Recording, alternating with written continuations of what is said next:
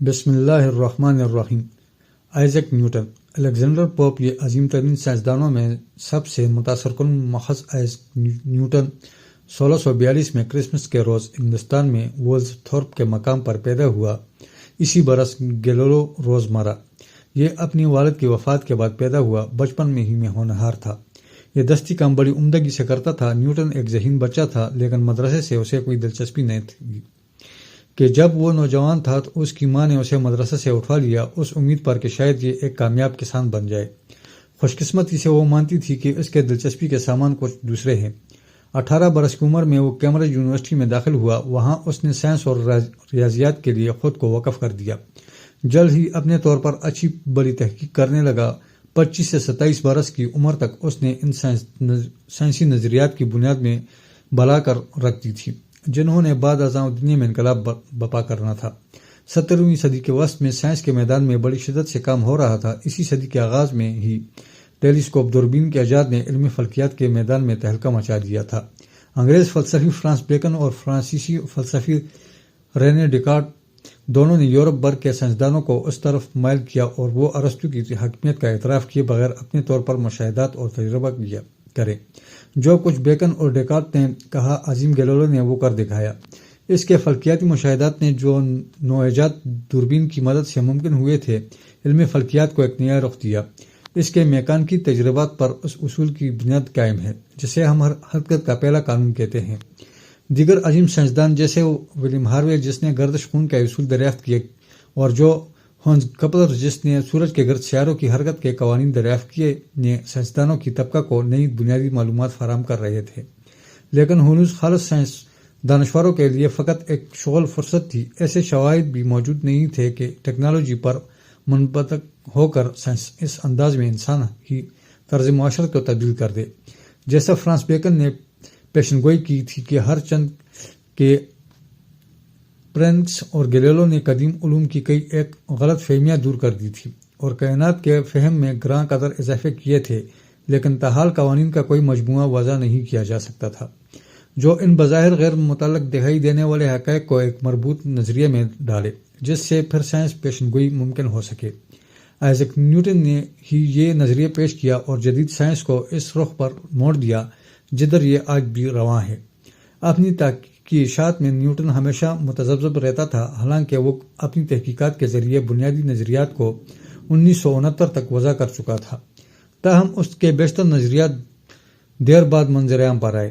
اس کے شائع ہونے والے اولین تہلکہ مچا دینے والے نظریات روشنی کی ہیئت سے متعلق تھے۔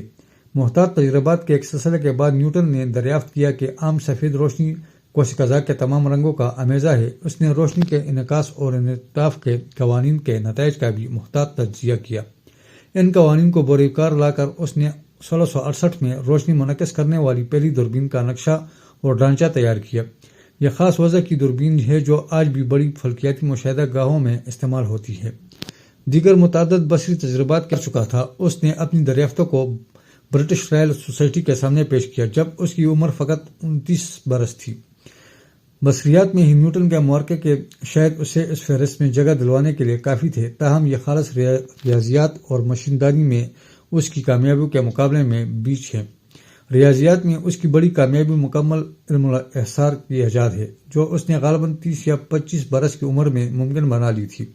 یہ جدید ریاضیات کی انتہائی اہم ایجاد نہ صرف وہ سوتا ہے جس میں سے وہ یہ ریاضیاتی نظریے کے دہارے کا بیشتر حصہ پھوٹا ہے، بلکہ یہ ایک ایسا ناگزیر اوزار بھی ہے جس کے ذریعے جدید سائنس کی بیشتر کامیابی ممکن ہی نہیں تھی۔ اگر نیوٹن اس اکمل علم انحصار کی ایجاد کے ماسوا کوئی دوسرے ایجاد نہ بھی کرتا تو اسے بھی پھر بھی اس فہرست کے ابتدائی حصے میں کوئی مقام مل سکتا تھا۔ تاہم نیوٹن کی انتہائی اہم ایجادات مشیندانی کے شعبے میں ہیں۔ یہ علم مادی اشیاء کی حرکت سے تعلق رکھتا ہے۔ گیلیلیو نے حرکت کا پہلا قانون دریافت کیا جو اجسام کی حرکت کی توضیح کرتا ہے، یعنی جب وہ کسی بیرونی قوت سے آزاد ہو۔ علمی طور پر ہر جسم ہمہ وقت بیرونی قوت کے زد میں ہوتا ہے، جبکہ علم سکون و حرکت میں سب سے اہم سوال یہ ہے کہ ان حالات میں جسم کسی طرح حرکت کرتا ہے۔ اس مسئلے کو نیوٹن نے اپنی حرکت میں مرے قانون کی مدد سے حاصل کیا، جسے بجا طور پر کلاسیکی طبیعیات کا انتہائی بنیادی قانون تسلیم کیا جا سکتا ہے۔ اس قانون کو ریاضیاتی طور پر اس مساوات سے ظاہر کیا جاتا ہے۔ اس کے مطابق ایک جسم کا تغیر یعنی وہ شرح جس سے اس جسم کو رفتار تبدیل ہوتی ہے جسم پر جملہ بیرونی طاقت کے مساوی ہے جو اس شے کے حجم کے سبب دو حصوں میں تقسیم ہوتی ہے۔ ان دو معروف قوانین میں نیوٹن نے مزید ایک کا اضافہ کیا جس کے مطابق ہر طبیعی توانائی کے خلاف ایک برابر طاقت کا رد عمل پیدا ہوتا ہے، جبکہ اس سائنسی قوانین میں سب سے اہم کشش ثقل ہی کا قانون تھا۔ 4 قوانین کے اس مجموعے نے باہم اشتراک سے ایک مربوط نظام وضع کیا جس کے ذریعے آخرکار تمام میکانیکی نظام حیہ کار کی تحقیقات ممکن ہوئی، وہ چاہے ایک پنڈولم کی حرکت کا نظام ہو یا سورج کے گرد اپنے مدار میں چکر کاٹتے سیاروں کا نظام ہو، نیز ان کے متعلق پیشن گوئی بھی ممکن ہوئی۔ نیوٹن نے فقط ان میکانیکی قوانین کو ہی بیان نہیں کیا، اس نے علم الاحصاء کے ریاضیاتی اصول استعمال کرتے ہوئے ثابت کیا کہ کسی طرح یہ بنیادی قوانین حقیقی مسائل کے حل کے لیے بروئے کار رہے جا سکتے ہیں۔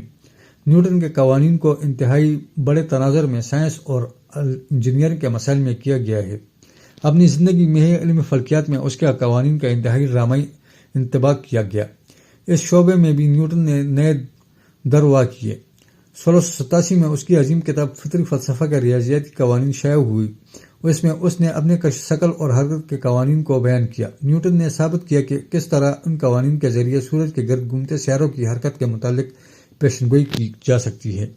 یہ حرکیاتی علم فلکیات کا بنیادی مسئلہ ہے، یعنی کس طور ستاروں اور سیاروں کی درست مقام اور حرکت کے متعلق پہلے سے جانا جائے۔ نیوٹن نے ایک ہی حلے میں اسے یکسر حل کر دیا۔ یہی استعمال وجہ ہے کہ نیوٹن کو ماہرین علم فلکیات میں بھی سب سے عظیم شخصیت مانا جاتا ہے۔ یہ نیوٹن کی سائنس میں اہمیت کے متعلق ہمارا تجربہ ہے۔ اگر کوئی سائنس کے قاموس العلوم کے اشاریہ پر نظر دوڑائے تو اسے جا بجا غالباً دوسروں کی نسبت 2 یا 3 بار زیادہ نیوٹن کے اور اس کے نظریات و ایجادات کے حوالے سے دکھائی دیں گے۔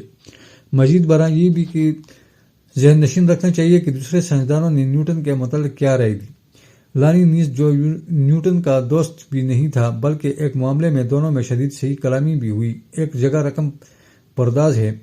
آفرینش دنیا سے نیوٹن تک علم ریاضیات کو پیش نظریہ رکھا جائے، بے شک اس کے لیے اکیلے کا کام باقی تمام علم سے کہیں بدتر ہے۔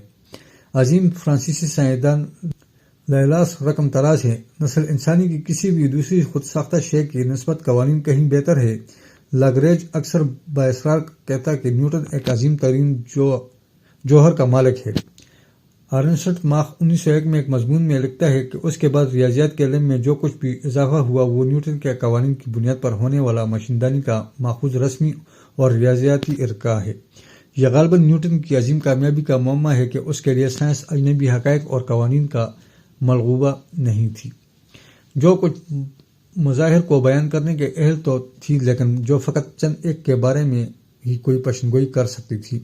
اس کی بجائے اس نے ہمیں قوانین کا ایک مربوط نظام دیا جس کا طبی نظر میں وسیع تر تناظر میں اطلاق ممکن ہے اور درست ترین پیشن گوئی کے لیے بھی انہیں استعمال کیا جا سکتا ہے۔ اس طرح کے مختصر مضمون میں نیوٹن کی تمام دریافت کی مکمل تفصیل دینا ممکن نہیں، سو کئی ایک کم اہمیت کی حامل ایجادات کا یہاں تذکرہ بھی نہیں کیا گیا، حالانکہ اپنے طور پر وہ اہم ایجادات تھی۔ حرکیات اور علمی صوتیات میں بھی نیوٹن نے گراں بہا اضافے کیے ہیں۔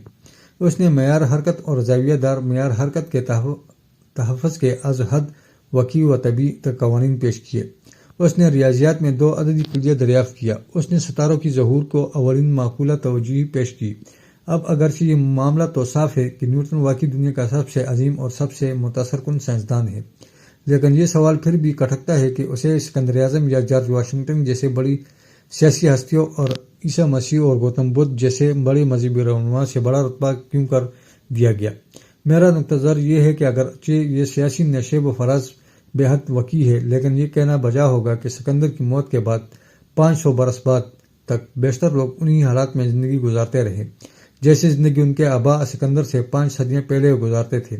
اسی طور پر اپنی بیشتر روزمرہ کے سرگرمیوں کے حوالے سے بھی 1500 عیسوی میں انسانوں کی اکثریت اسی طور زندہ تھی جیسے ان کی زندگی 1500 قبل مسیح میں تھی۔